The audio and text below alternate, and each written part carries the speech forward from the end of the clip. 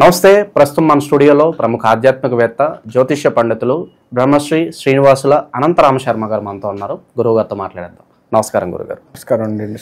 గురుగారు, మనకి మహాలయ పక్షాలు జరుగుతున్నాయి. అందులో విశేషంగా చెప్పుకోవాలంటే మహాలయ అమావాస్య మనకి సెప్టెంబర్ 21వ తారీఖు ఉంది. మోస్ట్ పవర్ఫుల్ అని చెప్తూ ఉంటారు. ఎవరికైతే పితృ దోషాలు ఉన్నాయో పితృదేవతలను ఆరాధించడానికి ఇది సరైన రోజు అని చెప్తూ ఉంటారు. మరి ఏ విధంగా మనం క్రతువులు చేసుకుంటే ఈ పితృదోషాలను నివారణ జరపచ్చు అంటారు గురుగారు? ఇక్కడ మనకి మహాలయ పక్షాలు అంటే అచ్చంగా ఈ 15 రోజుల పక్షము అంటే 15 రోజులు అని అర్థం. మహాలయము అంటే పితృదేవతలకు సంబంధించింది అని అర్థం. ఈ మహాలయ పక్షములు పితృదేవతకు సంబంధించిన ఈ 15 రోజులు కూడాను అత్యంత పవర్ఫుల్ రోజులు పితృదేవతను ఆరాధించడానికి. మనము ఇప్పటివరకు ఏం చేస్తున్నాము అంటే గతించిన తర్వాత 12 రోజులు 15 రోజులు సూతకాన్ని పాటించుకొని నెల నెల మాసికాలు అవి పెట్టుకొని సంవత్సరికం చేసుకొని తద్దినాలు పెట్టుకొని చేస్తూ ఉన్నాము. ఇది ఒక ఎత్తు. తర్వాత రెండవది ఏంటంటే మహాలయ పక్షాలలో ప్రత్యేకించి చేయడం అనేది చాలా మంచిది. ఎందుకు అంటే పితృదేవతలు అత్యంత తృప్తి చెందేటువంటి రోజులు ఇవి. వారు స్వయంగా వచ్చి సూక్ష్మ రూపంలో స్వయంగా వచ్చి మనల్ని ఆశీర్వదించి వెళ్తారు. అవి కనుక చేస్తే అంటే తర్పణాలు వదిలిపెట్టడం, పిండ ప్రధానాలు చేయడము, స్వయం పాకం ఇవ్వడం. ఇక్కడ స్వయం పాకం అనగానే ఏం చేస్తారు అంటే బ్రాహ్మడికి ఇచ్చే దగ్గర 2 ఉల్లిగడ్డలు, 2 వంకాయలు, 2 టమాటాలు ఇలా ఇస్తారు. 2 3 ఇస్తారు. దయచేసి ఉల్లిగడ్డ ఎల్లిపాయ లాంటివి ఇవ్వకండి. ఒకటి. ఇక ఏది ఇచ్చినా కనీసం 1 కేజీ బావు మినిమం ఉండాలి.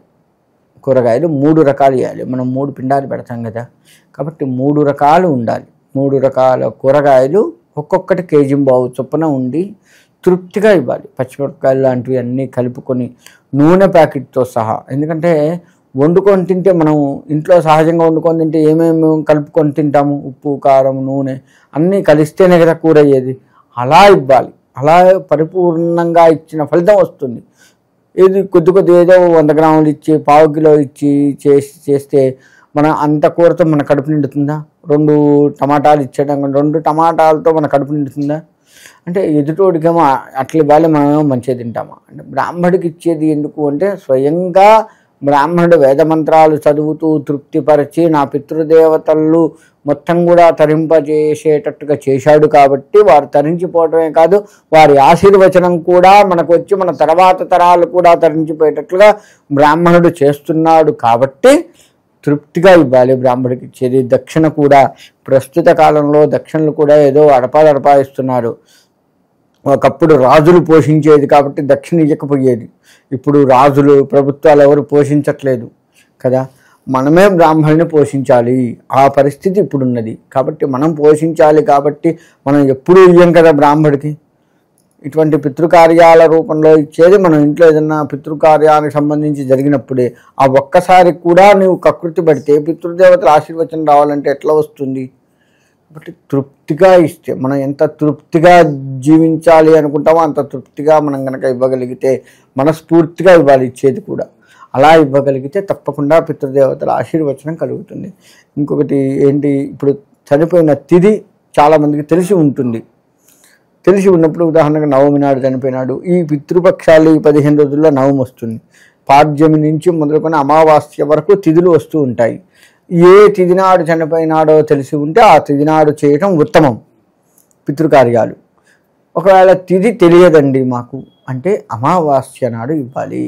ఇంకొకటి ఏంటంటే పితృదేవతలు ప్రతి అమావాస్య మరియు ప్రతి ఆదివారం, అమావాస్య కాకపోయినా సరే ప్రతి ఆదివారం మధ్యాహ్నం 12 గంటలకల్లా మన సింహద్వారం ముందు వేచి ఉంటారట. ఉత్త రోజుల్లో అయినా సరే వేచి ఉండి నా కొడుకు ఏదైనా నా కోసం చేస్తున్నారా, నా వాళ్ళు నా కోసం ఏమన్నా చేస్తున్నారా, ఒక ముద్ద కాకన్నా పెడుతున్నారా, నీళ్లు వదిలిపెడుతున్నారా, పిండాలు ఏమన్నా పెడుతున్నారా, ఇవన్నీ చూస్తారట. మనం పిండాలు సరే ప్రతి వారము ప్రతి ఆదివారం వదిలిపెట్టాలంటే కాని పని, ప్రతి అమావాస్య చేయాలంటే కాని పని. కాబట్టి ఆ రోజు ఆ ఆదివారం నువ్వుల నీళ్ళు వదిలిపెట్టి కాకి ఒక ముద్ద పెట్టి బ్రాహ్మడికి స్వయం పాకం ఇచ్చుకొని చేస్తే చాలు, దాంతో తృప్తి చెందుతారట. మనం ఇవాళ అవి మర్చిపోయాం. కార్యాల్లో అనేక రకాల పితృకార్యాల్లో ఇది మర్చిపోయాం మనం. అమావాస్య నాడు పితృదేవతలకు ప్రీతి అన్నది కొంతమందికి తెలుసు, తెలిసినా కానీ వాళ్ళు పాటించట్లేదు, కొంతమందికి ఏమో తెలియకుండా పోతుంది. అమావాస్య రోజు ఎట్లా ఉందో ప్రతి ఆదివారం కూడా అలానే వస్తారు, అది మనం చెయ్యం. కనీసం నువ్వుల నీళ్ళు వదిలిపెట్టాలి ప్రతి ఆదివారం, అది మనం చెయ్యం. ఆదివారం రాగానే ఏం వండుకొని తిందామా, ఏ షికారుకు పోదామా, ఇదే. మరి పితృదేవతల అనుగ్రహం మనకి ఎట్లా వస్తుంది? కాబట్టి ఈ మహాలయ పక్షాలలో అయినా సరే అలా విహారాలు అట్లాంటివి మానేసి ఆ పితృదేవతల కోసంగా మనం ఏదైనా చేస్తూ ఉండాలి. ఇక తిథి తెలియని వారు అమావాస్య నాడు చేయమని చెప్తాం. ఈ మహాలయ అమావాస్య చాలా మంచిది. ఇంకా కలిసి వచ్చిందంటే ఆదివారం. ఇందాక చెప్పాను నేను, ఆదివారం రోజు కూడా పితృదేవతలు వస్తారు, అమావాస్య రోజు కూడా వస్తారు. ఈ రెండూ కలిసి వచ్చాయి, ఖచ్చితంగా పితృదేవతలు వచ్చి తీరుతారు మన ఇంటికి. కాబట్టి అటువంటి రోజు మనం పితృదేవతలకు సంబంధించి కనుక మనకు చేతనైంది చేయగలిగితే ఖచ్చితంగా వాళ్ళు సంతోషించి వంశాభివృద్ధి చేస్తారు, అందులో ఎటువంటి సందేహం లేదు. పితృశాపాలు ఉంటాయి మనకి. పితృశాపాలు ఉన్నటువంటి వారు అంటే మనకి ఇప్పుడు పితృశాపం ఉంది అంటే జాతకంలో కొంత తెలుస్తుంది, కొంత మనం అనుభవిస్తూ ఉంటాం. ఏ పని చేసినా చేయలేకపోవడం, అసలు పని చేయాలన్నా చేయలేం, చేస్తూ ఉంటే మధ్యలో ఆగిపోవడం, ఇది ఒక రకమైన పని. రెండోది వివాహాలు కాకపోవటం, సంతానం లేకపోవటం, విడాకులు వచ్చి ఇబ్బందులు పడటం. కొంతమంది 2-3 పెళ్ళిళ్ళు కూడా చేసుకుంటారు, చేసుకున్న వాళ్ళు కూడా సక్రమంగా ఉండరు. ఇవన్నీ పితృశాపాలకు లోనవుతూ ఉన్నట్లే మనం. కాబట్టి ఇటువంటి మనం జీవితంలో జరుగుతూ ఉంటాయి, ఎవరో ఒక జీవితంలో ఏదో ఒకటి జరుగుతూ ఉంటుంది కదా. ఇప్పుడు సంతానం లేని ఇండ్లు ఉంటాయి, ఎంత ప్రయత్నించినా కానీ ఆరోగ్యం బాగుంటుంది, అన్ని మందులు వాడుతున్నాము, రకరకాల పరీక్షలు చేయిస్తున్నాము, ఎంత చేసినా అంతా బాగానే ఉంది అని చెప్తారు. ఈ మందులు వాడు సరిపోతుందని చెప్పినా మనకు సంతానం ఉండదు. అలాంటి వాళ్ళు కొంతమంది ఉన్నారు. భార్యాభర్తలు ఊరికే కొట్టుకుంటారు, సఖ్యత ఉండదు, అది కొంత ఉంటుంది. ఇక్కడ భార్యాభర్త అనగానే ఇటు అబ్బాయి సైడు కావచ్చు, అమ్మాయి సైడ్ కావచ్చు, ఎవరో ఒకరి సైడు ఈ పితృదోషం ఉండి ఉంటుంది, గుర్తుపెట్టుకోండి. పితృదేవతలు అనగానే ఒక్క అబ్బాయి సైడే లెక్క వేయద్దు, అమ్మాయి సైడ్ కూడా సరిగ్గా చేయకపోతే ఆమె ఆ ఇంటి వారు ఏం చేయలేదో ఆ దోషం ఈ అమ్మాయికి అంటుకుంటుంది. ఈ అమ్మాయి మన ఇంటికి వచ్చినప్పుడు ఆ దోషానికి సంబంధించిన ప్రభావం అందరి మీద పడుతుంది. ఇప్పుడు ఉదాహరణకి వాడితో తిరుగురా మంచిగా ఉంటుంది, డెవలప్ అవుతావు అంటాం, వాడితో తిరక్కురా వాడు వెదవా, వాడితో తిరిగితే చెడిపోతావు అంటాం. ఇవన్నీ ఏంటి? దోషాలే. వాడు సక్రమైన వాడు కాదు కాబట్టి వాడితో తిరగొద్దన్నాం, వీడు మంచివాడు కాబట్టి వీడితో తిరగమంటున్నాం. అలానే అమ్మాయి సైడు అబ్బాయి సైడు కూడా అంతే. పితృదోషాలు ఉంటే ఆ ప్రభావం ఖచ్చితంగా పడి తీరుతుంది. మనం ఎంత మంచి వాళ్ళమైనా వాడితో తిరిగితే ఏమంటారు? వాడితో తిరుగుతున్నాడు వీడు అంతే అంటారు కదా. వాడితో తిరుగుతున్నాడు వీడు ఎంత విధమైనా కొద్దిగా గొప్ప బాగుపడటానికి ఆస్కారం ఉంటుంది. వాడితో తిరిగితే వీడు కొద్దిగా బాగుపడతాడు, వీడు కూడా మంచివాడే అన్న కింద లెక్కేస్తాం. అలానే పితృదేవతల దగ్గర కూడా అలానే అనమాట. కాబట్టి అమ్మాయి వైపు కానీ అబ్బాయి వైపు ఎవరి వైపు ఉన్నా భార్యాభర్తలు అన్యోన్యంగా ఉండరు. అచ్చంగా అబ్బాయిదే తప్పు అంటానికి లేదు, అమ్మాయిదే తప్పు అంటానికి లేదు, ఎవరిదైనా కావచ్చు. వారి వారి పితృదేవతలకు చేసిన విధానాన్ని బట్టి సరిగా చేయకపోయినా ఈ దోషాలు అంటుకుంటూ ఉంటాయి. కాబట్టి వారి బాధే, పితృదేవతల శాపం ఎట్లా వస్తుంది అంటే నాకు చెయ్యలేదే వీళ్ళు అని బాధపడతారు సరే, ఆ బాధే శాపంగా మారుతుంది. చేసి ఎప్పుడైతే చేస్తే వాళ్ళు సంతృప్తి పడతారో అది వరంగా మారుతుంది. శాపం ఏమో కష్టాలు తీసుకొస్తుంది, వరం ఏమో సుఖాలు తీసుకొస్తుంది. కాబట్టి పితృదేవతల విషయంలో అత్యంత జాగ్రత్తగా ఉండాలి. ఈ అమావాస్య ఆదివారం రెండూ కలిసి వచ్చాయి కాబట్టి భక్తి శ్రద్ధలతో కనుక మనం తిలతర్పణాలు పిండ ప్రదానాలు బ్రాహ్మణి ముఖంగా, ఎందుకంటే వేద మంత్రాలతో కనుక చేయించుకున్నట్లయితే దేవతలకు కానీ పితృదేవతలకు కానీ మనం మాట్లాడేది మొత్తం కూడా వేదపరంగానే చెందుతుంది. ఎక్కువ శాతం మనం చేసే క్రియ కొంత, మన మనస్సు కొంత, ఈ యొక్క వేదాలు కొంత, ఇవన్నీ ముడిపడి వాళ్ళకు అందుతాయి. కాబట్టి ఆ వేదాలు మంత్రాలు కూడా భక్తి శ్రద్ధలతో వింటూ, ఎక్కడా కూడా బ్రాహ్మడు చేయించేటప్పుడు అసహనంగా ఉండటం కానీ అశ్రద్ధ వహించటం కానీ చేయొద్దు. అలా లేకుండా చక్కగా బ్రాహ్మడితో కనుక చేయించుకుంటూ భక్తి శ్రద్ధతో చేసేదే శ్రాద్ధం అనబడుతుంది.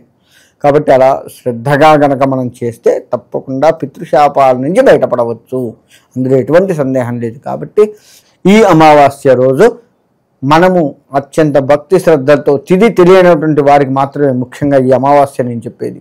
తిథి తెలిస్తే ఆ తిథి నాడు చేయటం ఉత్తమం, అది కూడా భక్తి శ్రద్ధలతో చేయాలి. భక్తి శ్రద్ధలు చెప్పిన రూల్స్లో ఎటువంటి తేడా లేదు. తిథి తెలియని వారు మాత్రం అమావాస్య ఆదివారం వచ్చింది చక్కగా భక్తి శ్రద్ధలతో ఆ రోజు నా పితృదేవతలు తరించిపోవాలి, వారు ముక్తి చెందాలి అని చెప్పేసి వారి ఆశీర్వచనం నాకు కావాలి అని కోరుకుంటూ గనక చేస్తే తప్పకుండా పితృదేవతల ఆశీర్వచనం మనకు అంది తీరుతుంది, వద్దు అన్నా అందుతుంది. తద్వారా మన వంశాభివృద్ధి అవుతుంది. మన ఇంట్లో ఏదైతే ఇబ్బంది పడుతున్నామో దాని నుంచి బయటపడి సుఖంగా ఉండే ఆస్కారం ఉంటుంది. తద్వారా భగవత్ ఆరాధన చేసే ఇది కూడా అంటే ఆ యొక్క ఫలితం కూడా మనకు కలుగుతుంది. భగవంతుడు కూడా పితృదేవతలకు చేస్తే తృప్తి పడతాడట. తృప్తిపడి తనకు చేసినంతగా ఫీల్ అయ్యి భగవంతుడు కూడా తోడైతట. అందుకే అసలు ఈ పితృపక్షాలు వచ్చిన కారణమే యమధర్మరాజు తృప్తి పడటం వల్లనే పితృపక్షాలు వచ్చాయి. కర్ణుడు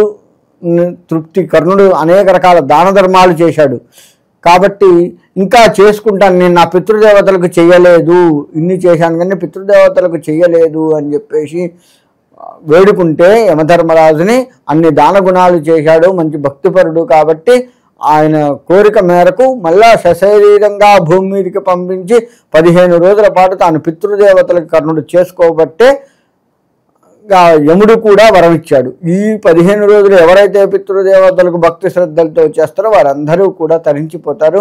వాళ్ళ ఆశీర్వచనం, ఆ తరించిపోయిన ప్రతి వాళ్ళ ఆశీర్వచనం కూడా ఈ చేస్తున్న కర్తలకు ఎవరికైతే ఉందో వాళ్ళకి అందరికీ ఆ వంశానికి అంది వాళ్ళు కూడా తరించిపోతారు అని చెప్పి అభయం ఇచ్చాడు. కాబట్టి పితృపక్షాలు వచ్చాయి. అది దృష్టిలో పెట్టుకొని మనం ఎన్ని దానాలు చేసినా పితృదానాలు చేయకపోతే, పితృపక్షాల్లో పితృకర్మలు చేయకపోతే, పితృపక్షాల్లోనే కదా అసలు పితృకర్మలు చేయకపోతే మనకి ఎన్నో రకాల కష్టాలు అనుభవిస్తాం. గతించిన తర్వాత కూడా అన్నపానాదులకు లోటు జరుగుతుంది. మన తర్వాత వంశాల వారికి కూడా అది ఇబ్బంది కలుగుతూ ఉంటుంది. ఇవాళ మనం బయట సమాజంలో చూస్తూ ఉన్నాం, అడుక్కునే వాళ్ళని పట్టడు అన్నం దొరకని వాళ్ళు కనపడుతూ ఉన్నారు. మరి మనం అంత లేం కదా. కాబట్టి ఆ కర్మ మనకు పట్టకుండా ఉండాలంటే భక్తి శ్రద్ధలతో పితృకర్మలు ఆచరించాలి, అంతే సందేహం లేదు. సో ఓవరాల్గా పితృదోషాలు ఎవరికైతే ఉన్నాయో ఈ మహాలయ పక్షాలని వినియోగించుకుని వాళ్ళకు కూడా వాళ్ళ దోష నివృత్తి చేసుకోవాలని చెప్పి మనస్ఫూర్తి కోరుకుందాం గురుగారు. ధన్యవాదాలు.